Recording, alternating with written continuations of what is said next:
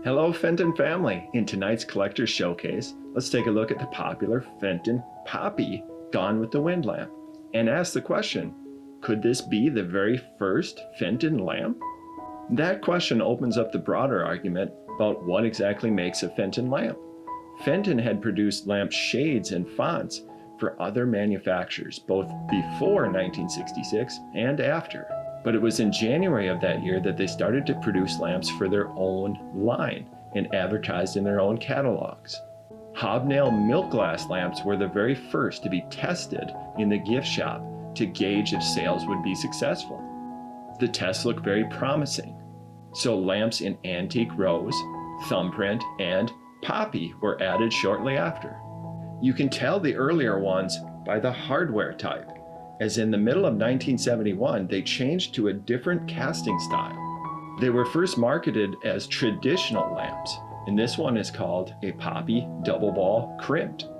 Poppy because of the pattern, meaning the shapes imparted by the mold what the glass is blown into. Double ball references the overall spherical shape.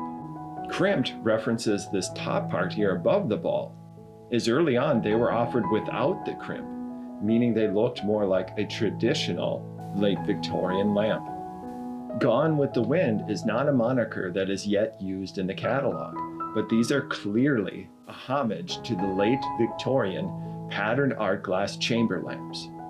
Those kerosene lamps did not have the top ruffle and crimp, but a ruffle and crimp is a hallmark of Victorian glass.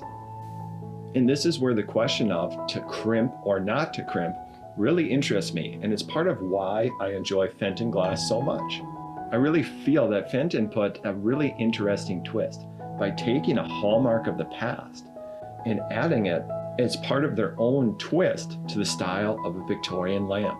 It's not a reproduction, but a reimagining of an overall style that fits with perfect harmony. Perhaps others agreed because later they only offered them with the top crimp and the ruffle. And this hallmark identifying feature is a really easy way for beginning collectors to identify what is a Fenton lamp. The poppy lamps were offered in a myriad of colors for decades to come. I'd love to see your favorite poppy lamps posted below in the comments. Thanks so much, and we'll see you next week.